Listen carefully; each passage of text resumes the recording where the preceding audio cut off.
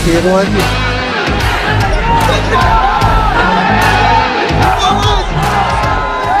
है भाई, क्या आप इनकी शादी की जिम्मेदारी उठाएंगे क्या?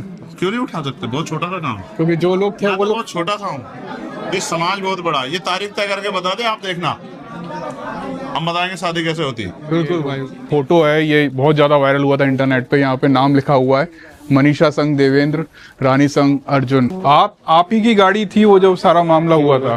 तो हुआ क्या था वहाँ पे? एक आखिरी सवाल है मेरा, शुभंकर मिश्रा का जो पॉडकास्ट था उसमें वो नंबर देने वाला आपका व्यक्ति था कि शुभंकर मिश्रा का था? नहीं, ये इसके लिए अच्छा ये होगा कि आपको शुभंकर मिश्रा से ही पूछना चाहिए।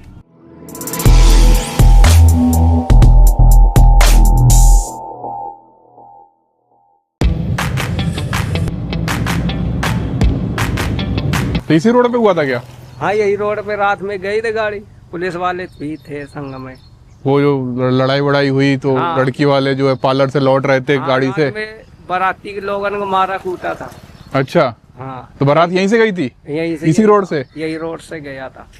नहीं, करनाल गांव। करनाल यूं अच्छा, यूं और फिर यूं। तुम लोग कहाँ जा रहे हो बताओ पहले तो? वहीं जा रहे हो? जाडा बीरो। ओके चलो। भाई को जानते हो? तो अभी देखिए चंद्रशेखर भाई आने का ऐलान करा और यहाँ पर बहुत सारी भीड़ पहले से आ गई है। और अभी हम लोग जा रहे हैं वो परिवार जो जहाँ पर जो उनका घर है और कहाँ पर सारी घटना हुई थी।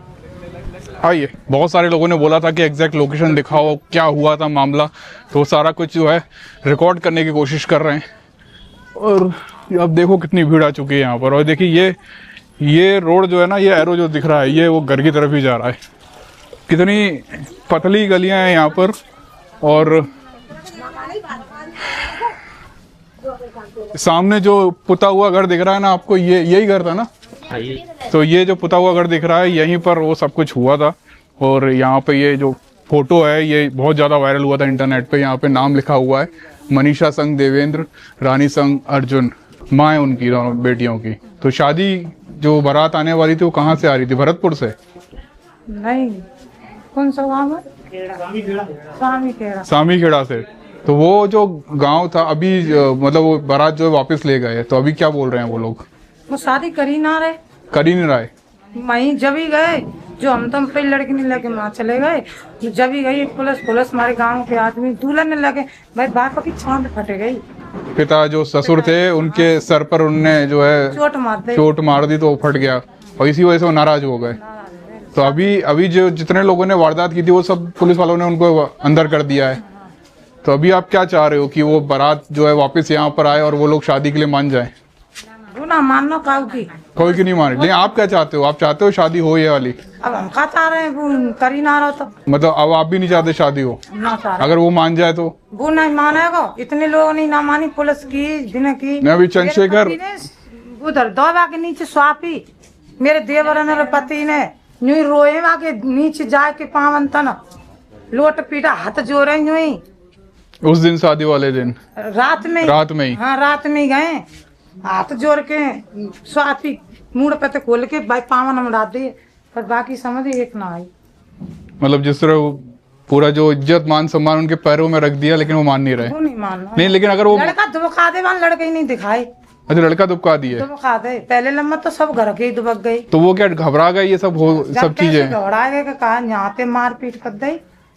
तो जो लड़के थे जिन्होंने हमला किया था वो तो सब पुलिस वालों ने अंदर कर दिया है। अब अगर वो मान जाता है, अगर चंद्रशेखर आजाद अभी आ रहे हैं, अगर वो मना लेते हैं उनको, तो आप तैयार हो शादी के लिए? हम कर रहे ना, अब नहीं कर रहे? मतलब काफी ज्यादा नाराजगी है और काफी मतलब गुस्सा है कि जब वो लोग उनने आपकी इज्जत नहीं रखी, तो आप भी जो बुरे वक्त पे साथ नहीं रहा, नहीं दे सकता, ठीक है, उसे जबरदस्ती प्रेशर डाल के क्या फायदा? नहीं, ये भी तो हो सकता है कि वो जो घबरा गया, उसको ये लगा कि ये पता नहीं क्या प्रॉब्लम हो गई, मुसीबत में घबरा गया, कल दूसरी मुसीबत और आ गई, हफ्ते भर बाद, एक महीने बाद, साल भर, फिर वो छोड़ जाएगा। क्या फायदा फिर रहते इंसान का? तो ये इतने सारे लोग अगर आपके समर्थन में आए तो उससे थोड़ी ताकत तो मिली होगी, जो यादव लोगों ने जो किया। ताकत मिल रही है इन लोगों से। अब घबराहट वगैरह तो नहीं है? पुलिस का कोई बंदोबस्त किया गया है यहाँ पे सिक्योरिटी के लिए? धमकियां दी जाती है? अभी तो धमकी दिखा रहे हैं, अभी तो शेर बात से आएंगे। क्लियर टीम बोलने दीजिए। क्लियर सामने बोलो कोई सामने पूरा अधिकार है, अब इससे ज्यादा कुछ नहीं होने वाला है। दिया हुआ पूर्व आप ही की गाड़ी थी वो जब सारा मामला हुआ था, गाड़ी थी तो हुआ क्या था वहाँ पे? सर। मैं टाउनशिप से आया था, लड़कियों को मेकअप करा के लेके आया था, तो आगे गाड़ी खड़ी हुई थी, डीजे वगैरह बारात की गाड़ी खड़ी हुई थी, रोड जाम था। मैंने वहाँ ला के गाड़ी खड़ी कर दी, तो मैंने इनके पास कॉल की कि उनकी आप मैं आ गया हूँ, लड़की की गाड़ी को निकलवा के आगे करवा दो। तो कितनी ही देर में आ जाते हैं वो, 4-5 मोटरसाइकिल थी पीछे। तो आपने क्या उनको रास्ता नहीं दिया था क्या, जैसा मीडिया बता रही है? सर रास्ता तो जब आगे डीजे वगैरह खड़े हैं तो कौन सी गाड़ी थी आपकी? मेरी गाड़ी इको थी। इको थी जी, तो रास्ता मेरी देने की बात तो रही नहीं है ना आगे, जब रास्ता सारा ही ब्लॉक है। आगे डीजे बज रहा है, डीजे बज रहा है आगे, बताओ तो रास्ता कहाँ से मिलेगा? कहाँ से दे देते रास्ता, ये बताओ।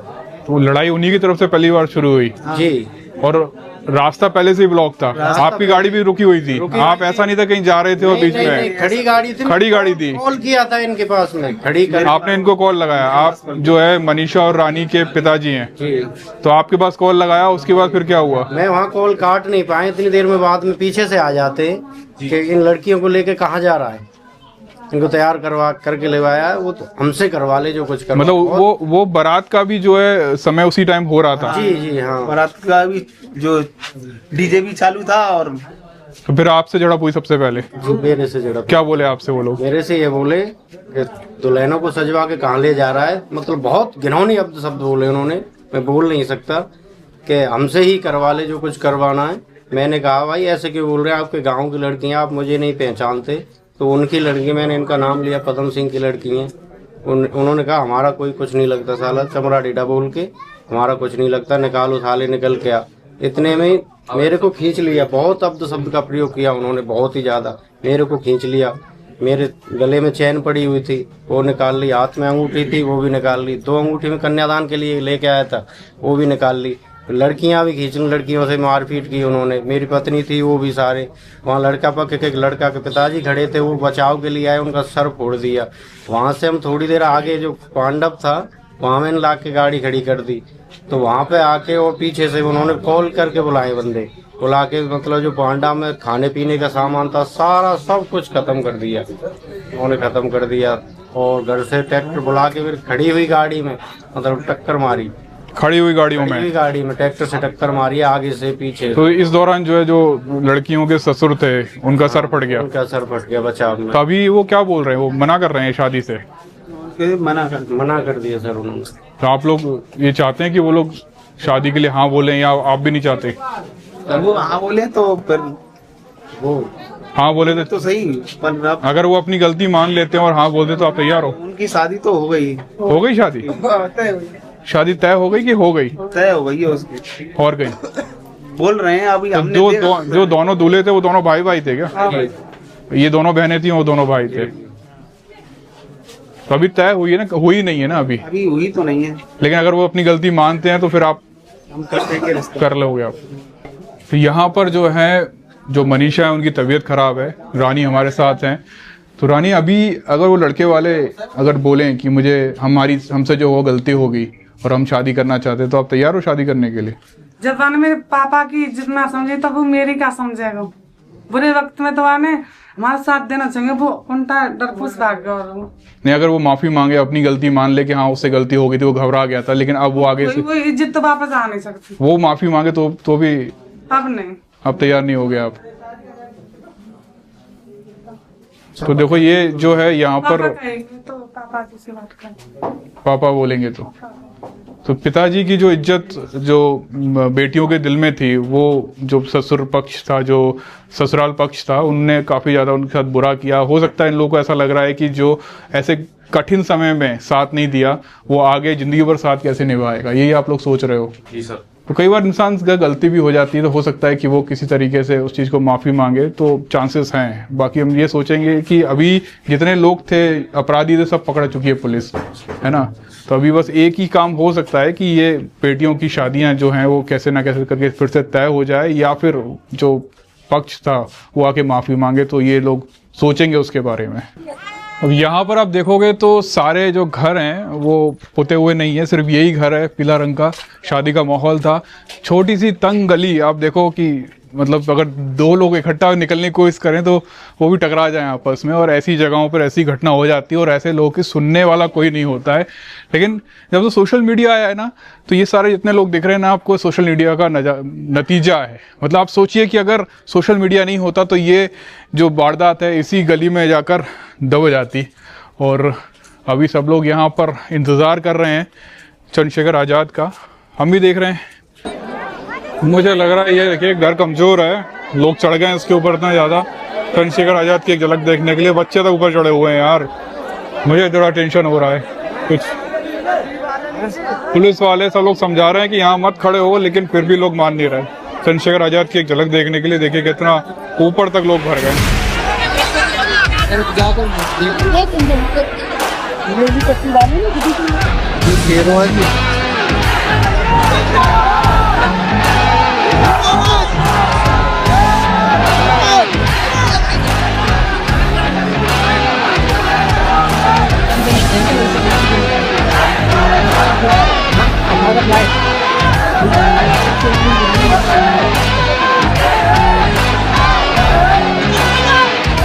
बेटा कूदो ना।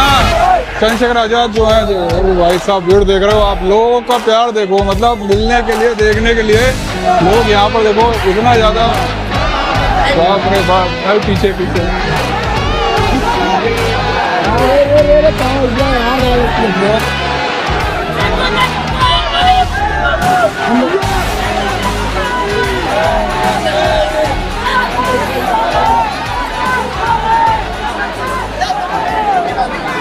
यहाँ पर भीड़ लगी हुई है इतनी। चंद्रशेखर भाई यहाँ नीचे हैं। तुम्हारी मम्मी कहाँ है? आप हैं? ये बताओ, आपने सुना नहीं सुना पहले ऐसा कि भाई यहाँ से कहीं निकल के गए और अचानक से कोई दुर्घटना होगी और जान चली गई, फिर क्या करते? और जिन डरपोकों ने इतनी पे जो साथ छोड़ के भागे, वो क्या साथ देंगे तुम्हारा? पापा जी जिन डरपोकों ने यही तुम्हारा साथ छोड़ दिया इतने से, उसमें साथी तो वो होता है जो साथ देता है। साथ क्या लगाएंगे? क्या साथ परेशान होना जो आपका हाथ में छोड़े, और जो यही बीच में छोड़ के चले गए उनके लिए काहे को परेशान होना, उनके लिए काहे को रोना? ये तो अच्छा हुआ, ठीक है, इस बहाने पे पता लग गया कि ये सारी उम्र साथ निभाने वाला है, जब बीच में छोड़ के चले। रोटी खाना रही, पानी पीना रही, पीना रहे। ये मत मरण कराओगे तो ऐसे चल जाएगा मनीषा? ये बेटा ऐसे चल जाएगा? दूर से आए में देख तो सब नहीं, ये बताइए हल है क्या? चलो ठीक है, हम एक काम करते हैं, हम सब लोग भी पानी और रोटी छोड़ देते हैं। बताओ इससे हल बताओ। अच्छा क्या बता, कोई हल हो तो बताओ। जिनके पापा ने बन के श्रम स्वापी धरी, जब तो आई नहीं। बोलो, बोल बात करे। पानी लाओ, पानी लाओ अजय, बोलो। पानी माँ की दिमाग में जिसने पाल जानता, जिसने सब कुछ किया, किसकी परवाह कर रही हो? कौन सा जमाना, कौन सी दुनिया? हमारी दुनिया तो यही लोग हैं। हमारी दुनिया तो यही लोग हैं ना बेटे। दुनिया तो कहती है आप कितने अच्छे हो तो भी बुरा कहती है। इसको जो कहना वो कहेगा। क्या कह रही हो?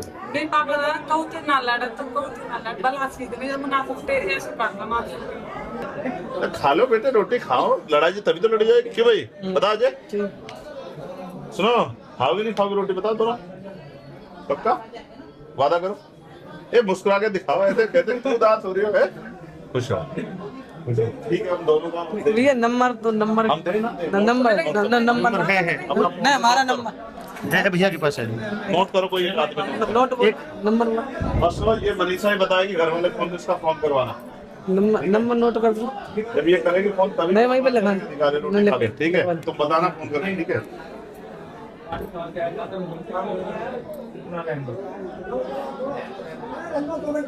ठीक है,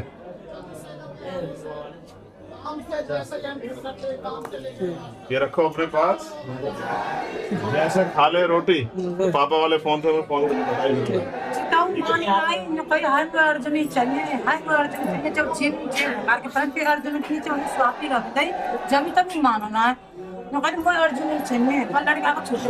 बस अच्छा ठीक है, इसकी दिल की बात हम समझे, मगर ये बता जिस आदमी ने आज इतनी सी बात पे हाथ छोड़ दिया वो कल कैसे रक्षा करे बता। यही तो समझ आएंगे फिर। सोचो तुम वहीं चल जाती, वहां कोई झगड़ा होता है, ऐसे छोड़ के भाग जाता, ऐसे आदमी को क्या करो। सारा समाज ने कह दिया उसको, हमारे लोग चले गए, उसके पैरों में हाथ रख दिए। नहीं, हमने भी खबर भेज दी, हमारे साथ रहे। हमने भी खबर भेजी उसके बाद। हमारे लोग रहे भरतपुर में बहुत सारे, हमने सबसे कहा कि वो तो कमजोर निकला, वो ऐसे नहीं। ठीक है, अब बता दियो, जैसे बता दो तब फिर हम आगे की बात बढ़ाएंगे। ठीक है भाई, क्या आप इनकी शादी की जिम्मेदारी उठाएंगे क्या? क्यों नहीं उठा सकते, बहुत छोटा सा काम। क्योंकि जो लोग थे वो लोग, बहुत छोटा सा हूँ, ये समाज बहुत बड़ा है। ये तारीख तय करके बता दे, आप देखना, हम बताएंगे शादी कैसे होती है। बिल्कुल भाई। ऐसा जब शादी तय करोगे तो एक बार मैं बता दूंगा, ठीक है। अब बिल्कुल किसी चीज की परवाह मत करना, ठीक है ना भाई। तुम्हारा नाम क्या? नाम पूछा नहीं तुम्हारा, जब शादी करोगे तय करके हमें एक बार खबर भेजना इसके जरिए, ठीक है। फिर हमारे लोग आएंगे शादी में शामिल होने के लिए, ठीक है। और हिम्मत नहीं हारनी बिल्कुल भी, बिल्कुल साथ है। किसी एक पूरे परिवार को अपमानित करना और उनके परिवार को मरने के लिए छोड़ देना, यानी कि अपमान की सीमा को भी क्रॉस कर जाना, ऐसी घटना शायद मैंने कभी नहीं। आज मैं परिवार से मिलने आया। भीम आर्मी आजाद समाज पार्टी की टीम लगातार परिवार के साथ थी।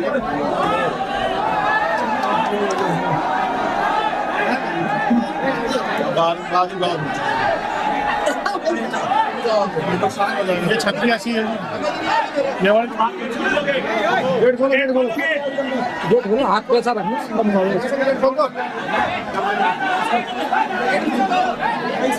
देख रहे हो सामने अभी एक हादसा होते बचा। मुझे लगता है यहाँ से निकल जाना ही बेहतर होगा, क्योंकि अभी जिसके नीचे हम खड़े हैं वहाँ खुद इतनी भीड़ होगी कि कहाँ नहीं जा सकता। भाई साहब, पीछे पीछे रोको, उनको रोको। देखो भाई साहब, भाई रुक जाओ, एक सेकंड रुक जाओ।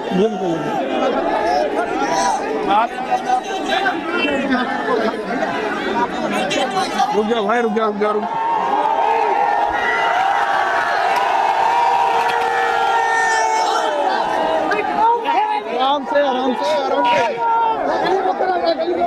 आराम से भाई, आराम से।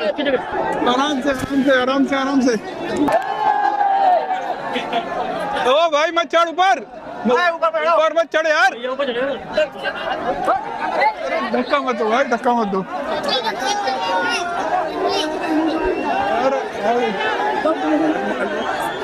संख्या में आके शादी में सहयोग करना चाहिए कि हम उनका हाथ पकड़ लें। अनुरोध करूंगा, ठीक है सर। आप सब आज उनके परिवार को कुछ ना कुछ सहयोग करके जाना। Okay sir, okay. वहाँ पर चंद्रशेखर भाई जो हैं गाड़ी के ऊपर खड़े होकर यहाँ के लोगों को समझा रहे हैं कि यहाँ पर जो लड़कियों का रिश्ता टूटा है उनके शादी में आप सब लोगों को आना है और कुछ ना कुछ सहयोग करना है। और बस यहाँ से जो है वापस जाने वाले हैं। उनकी आवाज को उठा सकते थे, अब आकर के साथ तो खड़े हो सकते थे, लेकिन क्योंकि उनका आपसे चुनावी रिश्ता, मैं जिनकी बात कह रहा हूँ आप समझ गए होंगे, जो आपसे चुनावी रिश्ता रखना चाहते हैं, वो जो बात करते हैं तमाम नारों की, उनके नारों का सच ये है कि जो आपके आत्म सम्मान की रक्षा नहीं कर सकते वो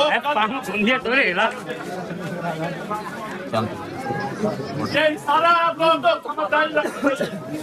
जिन लोगों ने इतने बड़े अपमान पे बताओ, इससे बड़ा अपमान हो सकता है क्या पिछले 20 साल में आपने कोई ऐसी घटना सुनी है? इतनी बड़ी घटना पे जिनके मुंह से 2 शब्द नहीं निकले कि भाई इन लोगों ने गलत किया, पे कार्रवाई होनी चाहिए। कल वो सत्ता में आने के बाद आपके अधिकार दे देंगे। मैं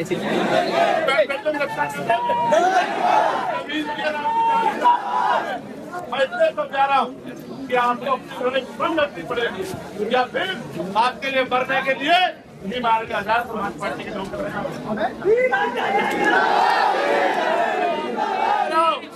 याद रखना, ये बाबा साहब की फोटो लेके कोई आ जाएगा, उस पर भरोसा मत करना। आपका भरोसा जब तक चंद्रशेखर के साथ है, तभी अन्याय करने वालों को सजा मिलेगी। इससे पहले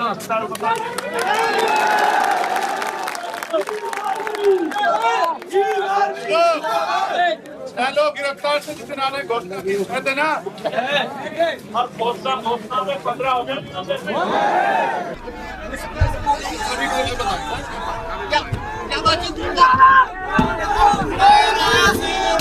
भाई सांसद बनने की बहुत बहुत बधाई।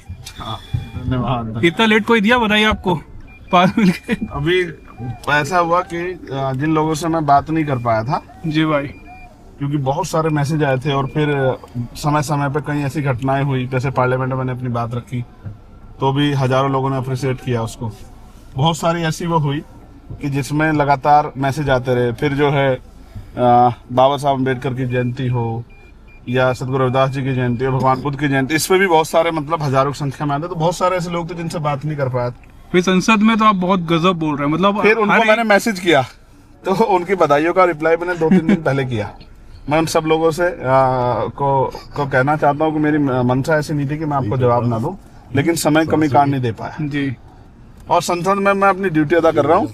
जिस काम के लिए मुझे भेजा गया है, लोगों ने वोट से चुन के भेजा है। ऐसे तो सांसद बहुत सारे हैं, अगर मैं नहीं बोलूंगा तो कौन बोलेगा। भाई 8 मिनट में 25 से ज्यादा मुद्दे, जरूर मतलब ये सारे आप इतना रिसर्च टीम बना लिया क्या आपने कोई बड़ी सी, जो पूरे इंडिया के मुद्दे निकाल घटना कितनी आती है आप तो समझते ही हो जी। वो तो पता है, और हम खुद ही सारी घटनाओं में रहते हैं। कोई दूसरा नहीं उठाता, वो इसलिए नहीं उठाते कि वो उनका काम नहीं है। मतलब 25 मुद्दे 8 मिनट में मैंने लगाया था उसका एक वीडियो। हाँ। लगातार गिने और हर एक मुद्दे को देखा कि एक एक मुद्दा एक ऐसा था, जैसे बोध गया टेम्पल में अभी विवाद चल रहा है, वो मुद्दा आपने उठाया। इम्पोर्टेंट है वो। उसी के बाद आंदोलन शुरू हुआ, आपको पता है? अच्छा, उसके बाद ही उन्होंने आंदोलन शुरू किया वहाँ, जब बोध गया वाला इश्यू मैंने उठाया। जी ठीक है। और वो आंदोलन भी जो है ना, वो देखना, वो इंटरनेशनल आंदोलन होगा वो, क्योंकि वो एक बहुत बड़ी डिमांड है जो लंबे समय चली आ रही है और मुझे लगता है सरकार को सुननी चाहिए उस मामले। भाई 1891 में जो धर्मपाल अनारिका थे, हाँ, उन्होंने ये मुद्दा उठाया था सबसे पहले। हाँ, हाँ। और उसके बाद जो है वहाँ पर एक टीम भी गठित हो गई थी, लेकिन उसमें समस्या यही थी कि 4 हिंदू और 4 बुद्धिस्ट को जोड़ दिया गया था और जिला कलेक्टर जो है उसका अध्यक्ष रहेगा। ये कहूंगा कि पूरे भारत में बहुत कम ऐसी जो है प्राकृतिक धरोहर है हमारे पास जी, जो बुद्ध मत के लोग हैं, बुद्धिस्ट जो हैं, या जिनसे उनका विचार और आस्था जुड़ी हुई है, विश्वास जुड़ा हुआ। वो उसी एक पवित्र स्थल में से बोध गया है जहाँ भगवान बुद्ध को ज्ञान प्राप्त हुआ। अब ये समझो इस पूरी प्रक्रिया में कि वो जगह है जहाँ सिद्धार्थ गौतम से, राजकुमार सिद्धार्थ गौतम से बुद्ध जो है वो भगवान बुद्ध हुए। सिद्धार्थ से बुद्ध तक का सफर में वो बहुत बड़ा स्थान, तो उस पे जो क्लेम है वो बुद्धिस्ट समाज का है और पूरी दुनिया में उस जगह की मान्यता बुद्धिस्ट समाज के पवित्र स्थल के तौर पर। तो फिर उसमें किसी भी दूसरे धर्म के लोगों का इंटरवेंशन जो है या उनको इंक्लूड करना वो ठीक नहीं। उससे उनकी भावनाओं को, क्योंकि सबकी संस्कृति अपनी अलग अलग है, बिल्कुल, तो उसमें फिर एक तरह का जो विरोधाभास तैयार होता है। तो अब उस विरोधाभास से जो है आपसी मतभेद पैदा होते हैं। तो इससे अच्छा सरकार को तो अपने स्वतः ही चाहिए था कि उस पे जो है इस तरह की चीजें नहीं करते। सोचिए अगर हम राम मंदिर में कोई जाके कहने लग जाए कि साहब मुझे नमाज पढ़नी है जी, या कोई क्रिश्चियन कहने लग जाए कि साहब मुझे जो है यहाँ बाइबल का पाठ करना है, तो जो राम मंदिर में आस्था रखते हैं उनको कितनी पीड़ा होगी। बिल्कुल। या कोई मस्जिद में जाकर कहने लग जाए कि मुझे गीता पढ़नी है भैया, मुझे जो है महाभारत पढ़नी है जी, तो उनको, उनके मन पे भी क्या बीतेगी। या कोई क्रिश्चियन उसमें, या गुरु घर में, हालांकि गुरु घर के लोग तो सबको इजाजत देते हैं कि भाई वो अपनी धार्मिक उपासना करें, उनका मत अलग है, लेकिन मैं सोचता हूँ इस तरह के अतिक्रमण ठीक नहीं है। तो उस पर वो रिपील होना चाहिए वो एक्ट, और उसको बुद्धिस्ट जो हैं उन्हीं के, और वो भी नकली बुद्धिस्ट नहीं, जो असली बुद्धिस्ट है। भैया आप जाएंगे बोध गया? नहीं, कल अध्यक्ष जी गए थे, विनय भाई गए थे। एक असल में ना, हम जो हमारी लीडरशिप है, तो जैसे मैं आज मैं यहाँ हूँ वो कहीं और है, बिल्कुल, और जैसे मैं कहीं और हूँ तो वो कहीं और जाते। जैसे मैं कल था उसमें गुड़गांव में और वो थे वहाँ क्या नाम, बोध गया, ठीक है। आज मैं यहाँ हूँ वो कहीं और है। तो अगर हम सब लोग एक ही जगह जाएंगे तो फिर काम कौन करेगा। तो इस तरह से हमने अपने काम बांटे हुए, तो वो उधर का काम देख रहे हैं, संसद संभाल रहे हैं, वो सड़क संभाल रहे हैं। हाँ, अभी वो सड़क भी संभाल रहे हैं और वो संगठन भी संभाल रहे हैं, और फिर हमारी स्टेट की टीम है, वो भी सब लोग अपने अपने दायित्व को पूरा कर रहे हैं। और देखिए आज आपने, मुझे आइडिया नहीं था कि ये जो जन सैलाब आपने देखा होगा, बिल्कुल बहुत भीड़। मैंने भी इस तरह का जन सैलाब एक बार गोरखपुर में देखा था जी, और सहजनवा में, और एक बार यहाँ देख रहा हूँ।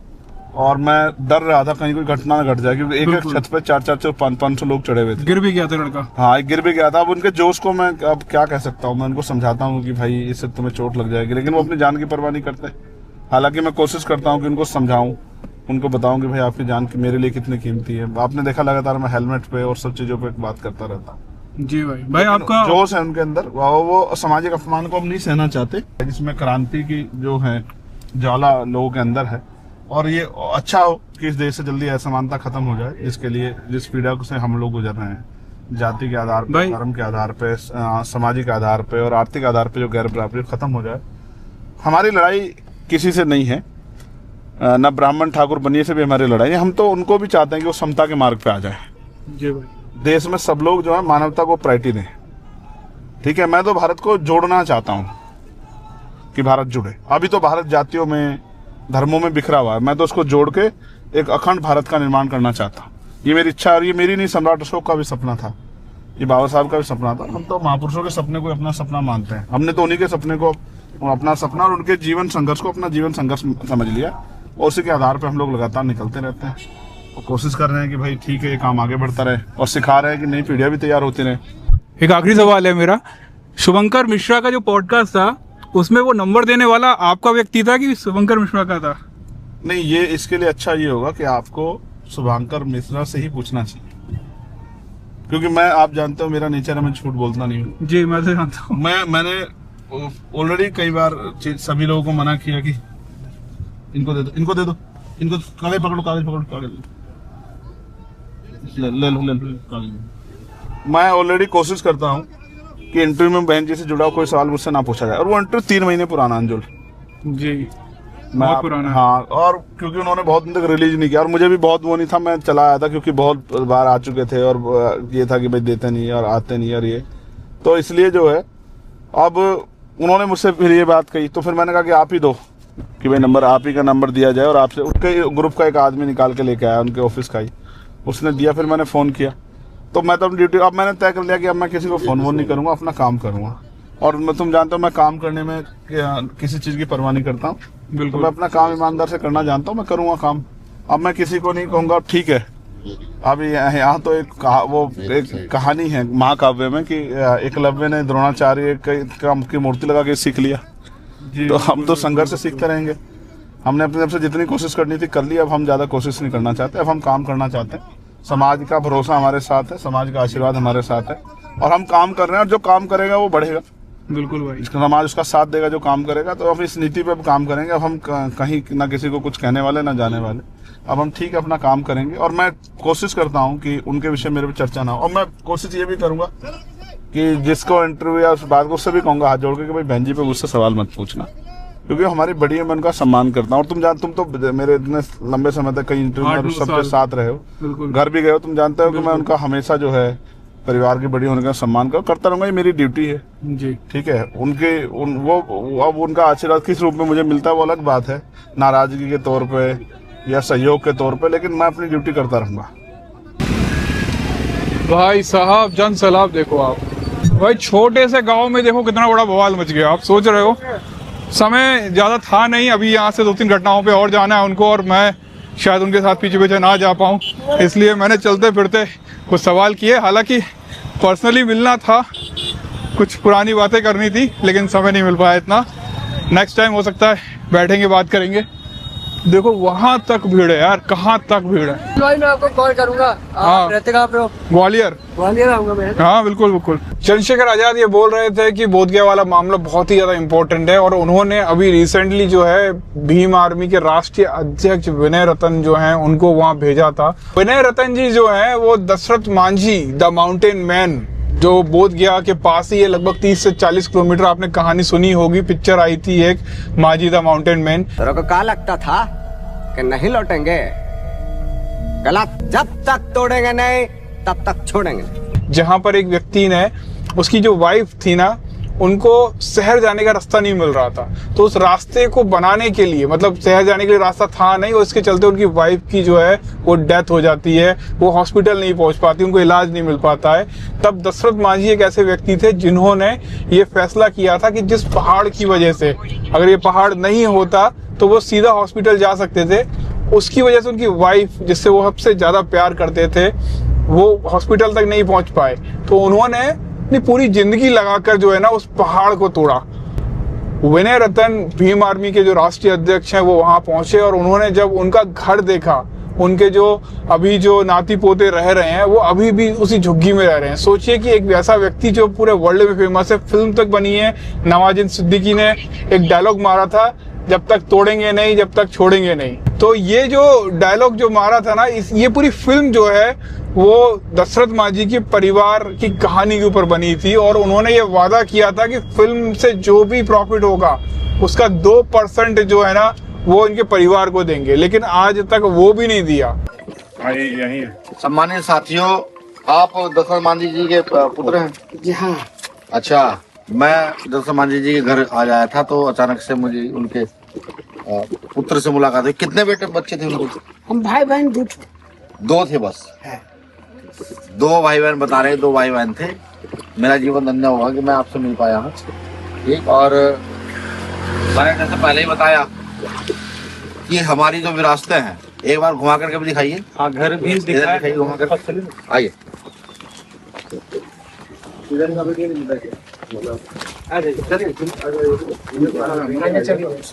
मैं आपको दशरथ मांझी जी के परिवार को दिखाने जा रहा हूँ कि दशरथ मांझी जी का परिवार कैसी जगह रहता है, आज भी क्या परिस्थिति है। ये यही है ना घर? इनके नाम ये देखिए, ये दशरथ मांझी जी का घर है। दशरथ मांझी जी की नस्ल यहाँ रहती है। ये घर है, सब लोग मुझे तो देख रहे हैं। देखिए ये घर है दशरथ मांझी जी का। आज भी कितनी विकट परिस्थिति में है। एक हमारे पुरखे ने जो यहाँ पर एक पहाड़ काट करके रास्ता बना दिया और आज भी उनके घर के ऊपर छान अच्छी नहीं है, झोपड़ी है। ये बड़ी शर्म की और निंदा की बात है। मैं बिहार के दलितों के साथ साथ पूरे देश के दलितों के बहुजन समाज के लोगों को कहता हूँ कि देखिए, शासन सत्ता किस लिए जरूरी है। डॉक्टर अम्बेडकर जिस शासन सत्ता की बात करते थे वो इसलिए जरूरी है कि आप समझ सकते हैं भारत के कितने महान व्यक्ति के परिवार की स्थिति क्या है। सरकार चाहे तो अच्छे घर बना कर दे सकती है, सरकार चाहे तो व्यवस्था कर सकती है, लेकिन नहीं हो रही है। मैं ज्यादा तो कुछ नहीं कहूंगा, मैं सिर्फ इतना वादा करूंगा, अगर हम सरकार बनाने में कामयाब हुए तो आप ही नहीं, जितने भी हमारे परिवारों के घर नहीं है, खास तौर से बिहार में, झारखंड में, उड़ीसा में, ऐसे राज्यों में घर बना कर देने का काम करेंगे। नीतीश कुमार बोला अच्छा, अभी राहुल गांधी 2 बार हम कहा कि 4 कमरे बना दीजिए हमको रहने के, तो नीतीश कुमार बोला कि इंदिरा आवास नहीं मिला है। अच्छा, इंदिरा आवास देखो 20-20 हजार में कौन बनाई जाए। हमारे बाबूजी बना के गया है, 10 बाबा बना। देखिए बता रहे हैं कि नीतीश बुलाया, इन्होंने कहा कि हमारे 4 कमरे बनवा दीजिए। राहुल गांधी ने भी बुलाया अभी 10 दिन पहले। बगल में बैठाएंगे। बताइए, देखो साहब, हम लोगों को आप बगल में मत बिठाइए। मैं आपके बगल में बैठने की आवश्यकता है नहीं। अगर आप हमारे लिए संसाधन मुहैया नहीं करा सकते, घर मुहैया नहीं करा सकते, तो बगल में बैठ क्या करेंगे। ठीक, मैं बाबा ये तो नहीं कहते भाई हम बहुत ताकतवर लोग हैं, लेकिन हाँ, जैसे हमारे पुरखे दशरथ मांझी जी ने या बाबा साहब अम्बेडकर ने या और पुरखों ने जो काम किया ना, हम सब लोग मिलकर काम कर रहे हैं। अगर काम में हम सफल हुए तो ये तय है कि झोपड़ियां तो हटवा दी जाएंगी, यहाँ मकान बनवा के दिए जाएंगे, अगर सफल हुए तो। क्योंकि घर से हम इतने मजबूत लोग थोड़े ही हैं कि अपने पैसों से करा देंगे। लेकिन हाँ, डॉक्टर अम्बेडकर ने जो दिया है उसके अनुसार ये किया जा रहा है। ठीक है, आशीर्वाद दीजिए ये, और आशीर्वाद देकर रखेगा हम जो है इस काम में सफल हो। अब हम लोग जा रहे हैं सीधा अपने घर। लगभग जो है 4-4:30 हो चुके हैं। और ये वीडियो कैसा लगा मुझे कमेंट करके बताइए। क्या इतने सालों बाद, करोड़ों सालों बाद चंद्रशेखर आजाद के साथ ब्लॉग कैसा लगा वो कमेंट करके बताइएगा। मिलते हैं, बाय, कीप सपोर्टिंग।